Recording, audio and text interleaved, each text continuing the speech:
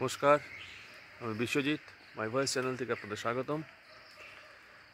দর্শক, আপনারা জানেন শেখ হাসিনাকে দেশে ফিরিয়ে আনার জন্য এই অন্তর্বর্তী সরকার বাংলাদেশের রেড অ্যালার্ট জারি করার জন্য ইন্টারপোলের কাছে দরবার করেছে। এবং এই অন্তর্বর্তী সরকারের যে আন্তর্জাতিক অপরাধ ট্রাইব্যুনালের চিফ প্রসিকিউটর যে আছে, সে ইন্টারপোলের কাছে রেড অ্যালার্ট জারি করার জন্য আবেদন করেছে যাতে হাসিনাকে দেশে ফিরিয়ে আনা যায়। এখন প্রশ্ন হচ্ছে, এই যে ইন্টারপোলের নোটিশ জারি করা হচ্ছে, রেড অ্যালার্ট জারি করা হচ্ছে হাসিনার এগেনস্টে, হাসিনাকে কি সত্যি দেশে ফেরানো সম্ভব? বিভিন্ন রাজনৈতিক বিশ্লেষক বা আন্তর্জাতিক সম্পর্ক বিশেষজ্ঞ যারা রয়েছে তারা বলছে এটা নেক্সট টু ইম্পসিবল। কেননা আপনারা জানেন এই তারেক রহমান যে বিএনপি চেয়ারপারসন রয়েছে, সেও কিন্তু বিভিন্ন মামলায় আওয়ামী লীগের বা হাসিনা সরকার যখন ছিল, আওয়ামী লীগ সরকার যখন ছিল, বিভিন্ন মামলায় কিন্তু সে জর্জরিত। বিভিন্ন মামলা কিন্তু তার এগেনস্টে করা হয়েছিল এবং ইন্টারপোলের রেড অ্যালার্ট কিন্তু তখনও জারি করা হয়েছিল হাসিনার গভর্নমেন্টের তরফ থেকে তারেক রহমানকে দেশে ফেরানোর জন্য, কিন্তু সেই মামলা কিন্তু খারিজ হয়ে যায়। তার কারণ হচ্ছে ইন্টারপোলের যে 194টা দেশ রয়েছে, এরা অপরাধ যাতে সারা বিশ্বে কম হয় এবং এক দেশের অপরাধী পালিয়ে গিয়ে অপরাধ করে আরেক দেশে যাতে আশ্রয় না নিতে পারে, সেই জন্য 194টা দেশের পুলিশ সহযোগিতার মাধ্যমে এক দেশের অপরাধী যে অপরাধ করে আরেক দেশে পলায়ন করেছে বা লুকিয়ে রয়েছে তাদেরকে খোঁজার জন্য সহায়তা করে। এবং সেই অপরাধের যে লিস্ট রয়েছে তার মধ্যে দুর্নীতি দমন রয়েছে, মাদক পাচার রয়েছে, কিন্তু রাজনৈতিক প্রতিহিংসামূলক কোনো রকম কার্যবিবরণী কিন্তু এখানে নেই। অর্থাৎ যদি কেউ রাজনৈতিক হিংসা চরিতার্থ করার জন্য এক ব্যক্তির বিরুদ্ধে কোনো সরকার যদি ইন্টারপোলে রেড অ্যালার্ট জারি করে বা রাজনৈতিক ব্যক্তির এগেনস্টে যদি জারি করে, তাহলে কিন্তু সেটি কার্যকর হবে না। এবং এর জন্য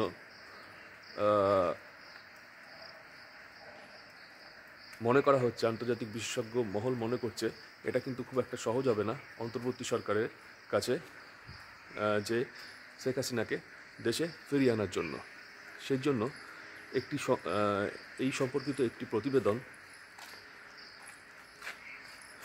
আপনার এই সময় পত্রিকায় বেরিয়েছে। সেখানে বলা হচ্ছে যে শেখ হাসিনাকে নাগালে পেতে রেড অ্যালার্ট জারির দরবার করেছে বাংলাদেশের অন্তর্বর্তী সরকার। তারা দ্বারস্থ হয়েছে ইন্টারপোলের।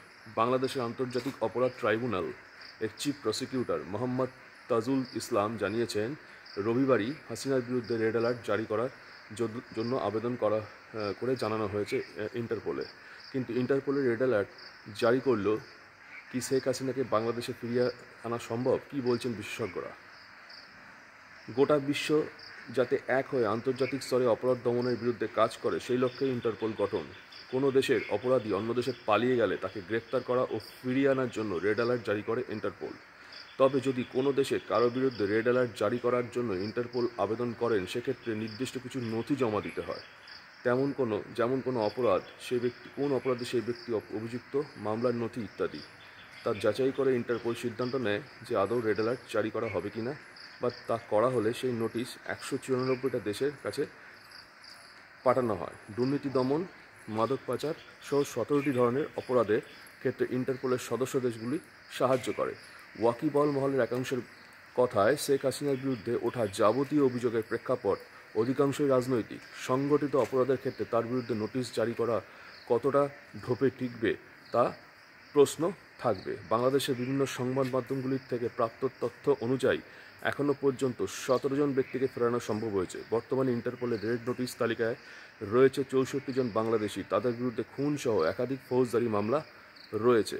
এর আগে 2015 সালে শেখ হাসিনার অন্যতম রাজনৈতিক প্রতিপক্ষ খালেদা জিয়ার ছেলে বিএনপির ভারপ্রাপ্ত চেয়ারম্যান তারেক রহমানের বিরুদ্ধে ইন্টারপোল রেড অ্যালার্ট জারি করেছিল, কিন্তু তারপরেও তারেককে গ্রেপ্তার করার ক্ষেত্রে বিশেষ সুবিধা করতে পারেনি হাসিনা সরকার। 2016 সালের 4 মার্চ ইন্টারপোল কমিশন সেই নোটিশ প্রত্যাহার করার নির্দেশ দেয়। সেই একই পন্থায় ইন্টারপোল যদি শেখ হাসিনার নামে রেড অ্যালার্ট জারি করে, সেক্ষেত্রে তিনি নিজের জন্য আইনি লড়াই লড়তে পারবেন। উল্লেখ্য 2013 সালে ভারত ও বাংলাদেশের মধ্যে প্রত্যাবর্তন চুক্তি বা প্রত্যাপনযোগ্য অপরাধের মামলার একটি চুক্তি হয়েছিল। এর ফলে দুই দেশের মধ্যে অপরাধী হস্তান্তর প্রক্রিয়া অনেক সহজ হয়ে যায়। তাৎপর্যপূর্ণভাবে এই চুক্তির আওতায় শেখ হাসিনাকে ফিরিয়ে নিয়ে যাওয়ার জন্য আবেদন করেনি বাংলাদেশ সরকার। ওয়াকিবহাল মহলের একাংশের কথায় বাংলাদেশ ছাড়ার পর শেখ হাসিনার বিরুদ্ধে যাবতীয় অভিযোগ উঠেছিল, ফলে এই ধরনের অপরাধ অনেকটাই রাজনৈতিক বলে ধরা হয়। ফলে রেড অ্যালার্ট জারি বা তারপরেও শেখ হাসিনাকে দেশে ফিরিয়ে নিয়ে যাওয়া অন্তর্বর্তী সরকারের পক্ষে সহজ হবে না। অর্থাৎ আপনারা বুঝতে পারলেন যে মামলাগুলি শেখ হাসিনার বিরুদ্ধে করা হয়েছে, অর্থাৎ ইন্টারপোল যে মামলার জন্য বা যে মামলাগুলি যদি কোনো দেশের তরফ থেকে করা হয়, যে অপরাধীদের খুঁজে বার করার জন্য তারা চেষ্টা করে, সেক্ষেত্রে একটা সংগঠিত অপরাধ হতে হবে, মাদক পাচার, দুর্নীতি এসব। কিন্তু শেখ হাসিনার বিরুদ্ধে যে মামলাগুলি রয়েছে সেগুলো কিন্তু রাজনৈতিক প্রতিহিংসা সম্পন্ন। যেরকম শেখ হাসিনা যখন দেশে ছিলেন তার বিরুদ্ধে কিন্তু কোনো মামলা ছিল না, কিন্তু যখন সে দেশত্যাগ করে ভারতে চলে এলেন তার বিরুদ্ধে কিন্তু একের পর এক মামলা জারি হলো। অর্থাৎ এটা ধরে নেওয়া হবে এগুলো সবই রাজনীতি প্রতিহিংসা পরায়ণের জন্য এটা করা হয়েছে এবং এগুলো সংগঠিত অপরাধ নয়। সেই ক্ষেত্রে কিন্তু শেখ হাসিনা কিন্তু তার আইনি লড়াই লড়তে পারবে। এবং এর আগেও তারেক রহমানের এগেনস্টে, যেটা আমি আগেই বললাম, এরকম মামলা কিন্তু করা হয়েছিল এবং সেটা কিন্তু ধোপে টেকেনি। সেটা কিন্তু ইন্টারপোল সেই রেড অ্যালার্ট ক্যান্সেলের জন্য কিন্তু তৎকালীন হাসিনা সরকারকে জানিয়েছিল। এবার আমার প্রশ্ন হচ্ছে যে এ তো গেল শেখ হাসিনা সম্পর্কিত ইন্টারপোল নোটিশ, যেটা আদৌ সম্ভব হবে কি না ফিরিয়ে আনা, সেটা একটা ব্যাপার।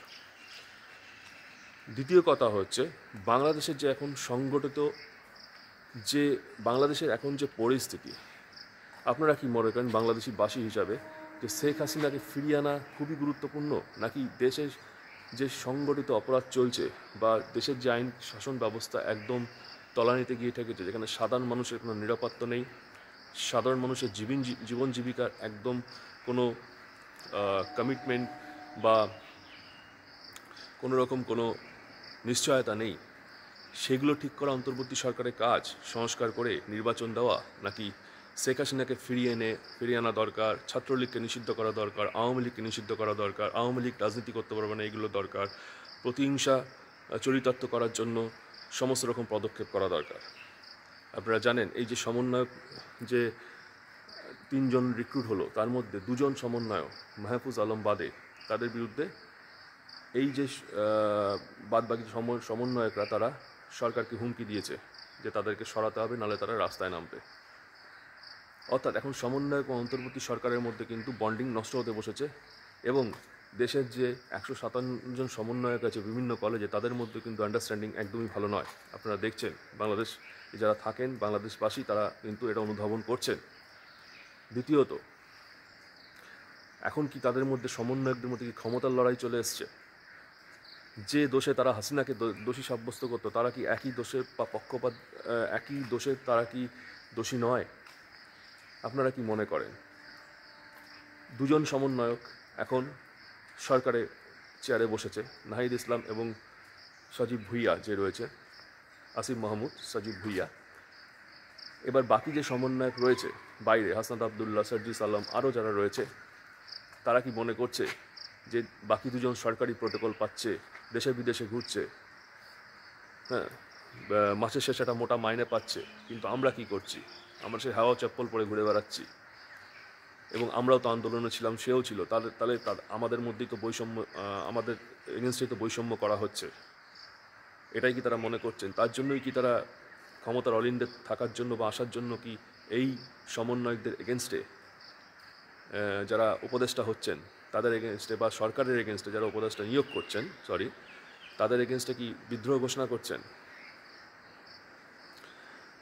একটি জায়গা থেকে 13 জন উপদেষ্টা নিয়োগ করা হলো, সার্জিস আলম বলছে। রংপুর বা রাজশাহী জেলা, উত্তরবঙ্গের জেলা থেকে কোনো সমন্বয়ক নেই।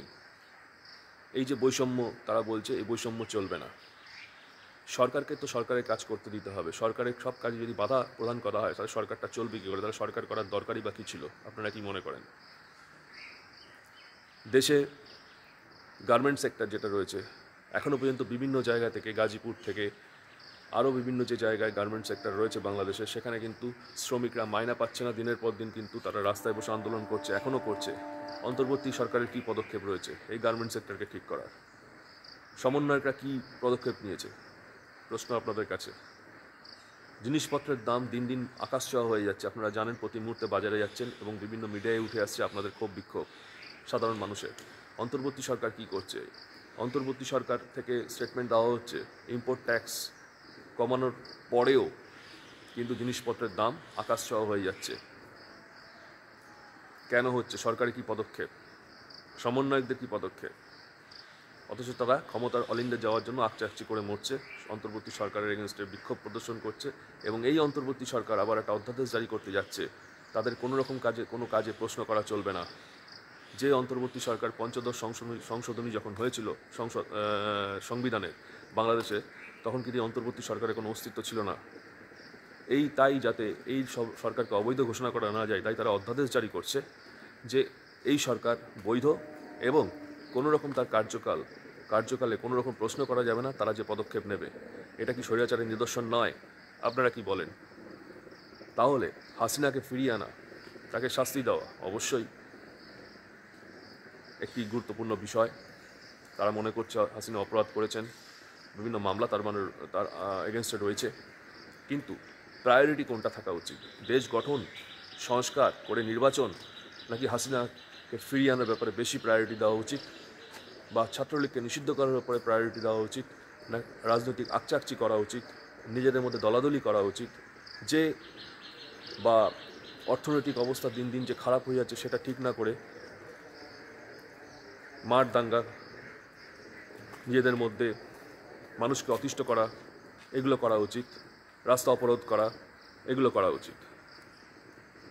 এখন যদি অন্তর্বর্তী সরকার কোনো পদক্ষেপ নেয়, যে দিনের পর দিন রাস্তা অবরোধ হচ্ছে, মিটিং মিছিল হচ্ছে, তাতে জনমানুষের ক্ষোভ বাড়ছে এবং জনতার অসুবিধা হচ্ছে, তাহলে অন্তর্বর্তী সরকার যদি পুলিশ নামিয়ে সেগুলোকে সরাতে যায় এবং সেই একই রকম পরিস্থিতি সৃষ্টি হয় হাসিনার সময় যেটা তৈরি হয়েছিল, পুলিশকে মারধর, তারপরে পুলিশ প্রোটেকশনের জন্য যদি গুলি চালায়, তাহলেও তো তারা বলবে এই সরকারও তো একই রকম।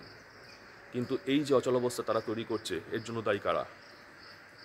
আপনাদের কাছে প্রশ্ন রইল, কোনটা প্রায়োরিটি আগে? বাংলাদেশ গঠন, নাকি আওয়ামী লীগের এগেনস্টে রাজনৈতিক প্রতিহিংসা চরিতার্থ? জানাবেন কমেন্টসে। ভালো থাকবেন, সুস্থ থাকবেন এবং সাবধানে থাকবেন। নমস্কার।